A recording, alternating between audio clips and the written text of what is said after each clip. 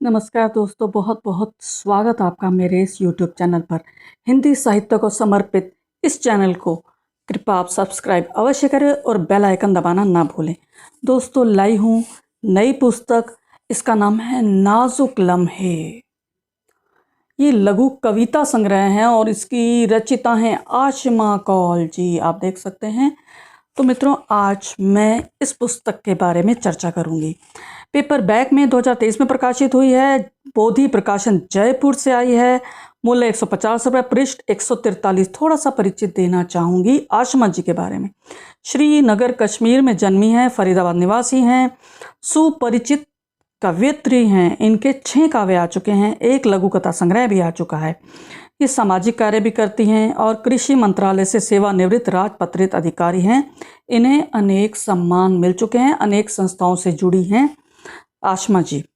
और अब मैं बता देती हूँ कि यह पुस्तक इन्होंने समर्पित की है। इन्होंने लिखा है कि इन खास लम्हों के साक्षी रहे पति सतीश कौल, बच्चे प्रीति, प्रणय, रीतिका एवं मेरे मित्र। इन्होंने ये पुस्तक इन सभी को समर्पित की है। और मैं बताती हूँ कि आत्मकथ्य में इन्होंने क्या कहा। आत्मकथ्य में इन्होंने छोटी सी कविता लिखी है, मैं वो पढ़ना चाहूँगी। इन्होंने लिखा है कि मैं ख्यालों के समंदर में गोता लगाकर कुछ मोती एहसासों के लाई हूँ चुनकर, मेरे मन के कोने में रखा था छिपा कर, जिंदगी के नाजुक लम्हों को चुरा कर। वह मोती से लम्हे आज मन की सीपियों से झांक रहे हैं बाहर, शब्दों में खुद को जीकर, शब्दों में खुद को जीकर। जी दोस्तों, ऐसा इन्होंने लिखा इसमें। और अब मैं बताती हूँ आपको मुझे क्या मिला इसमें।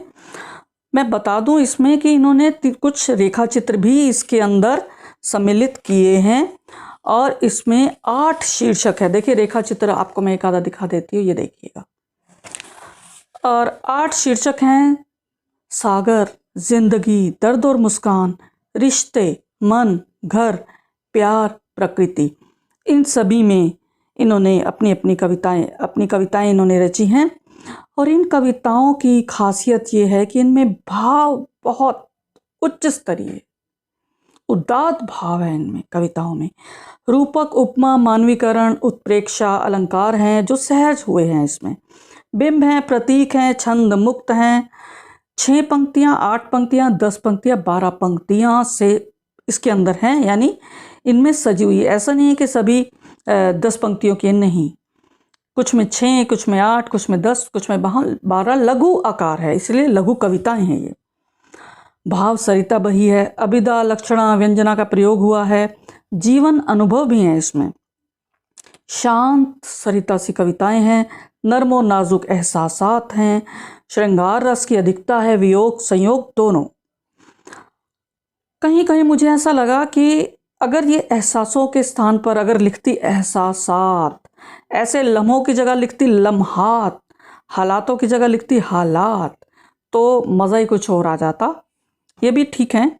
और प्रतीक इन्होंने बहुत अच्छे प्रयोग किए हैं। प्रकृति को कृति से जोड़ती हैं इनकी कविताएं। कभी कभी तो मुझे ऐसा लगा कि ये प्रकृति के बारे में बात की जा रही है या मनुष्य के बारे में। और तत्सम तद्भव शब्दों का प्रयोग किया है। भाषा सरल है, पढ़ने में कोई दिक्कत नहीं। और अब मैं आपके सामने इनकी कुछ कविताएं पढ़ना चाहूँगी। और देखिएगा, नर्मो नाजुक एहसासात देखिए इनके, कि जब से मैं सागर हो गई हूँ, जब से मैं सागर हो गई हूँ, अपने ही अंदर खो गई हूँ, प्यास मेरी कैसे बुझ पाएगी, अब मैं भाप से बादल हो रही हूँ, अब मैं भाप से बादल हो रही। एक और देखिएगा, मरुस्थल की प्यास मेरी जिंदगी, एक भटकती आस मेरी जिंदगी, एक अजब परिहास मेरी जिंदगी, है बिखरता कांच मेरी जिंदगी। और एक और देखिए, कि दर्द में जब मैं घटती हूँ हर पल, दर्द में जब मैं घटती हूँ हर पल, याद दिलाता है पूरन मासी का चांद। क्या कि पल पल यह घटने के बाद कैसे पूर्ण हो जाता है पूरन मासी के दिन, पूरन मासी के दिन। इसमें इन्होंने बताया है कि जो दर्द, उसकी भी एक मियाद होती है। समय के साथ वह स्वतः समाप्त हो जाता है।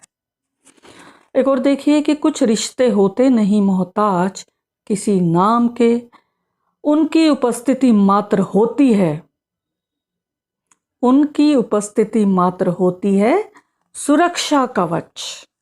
सुरक्षा कवच, देखिए इन्होंने कितना अच्छा नाम दिया है ऐसे रिश्तों को जो बेनाम होते हैं।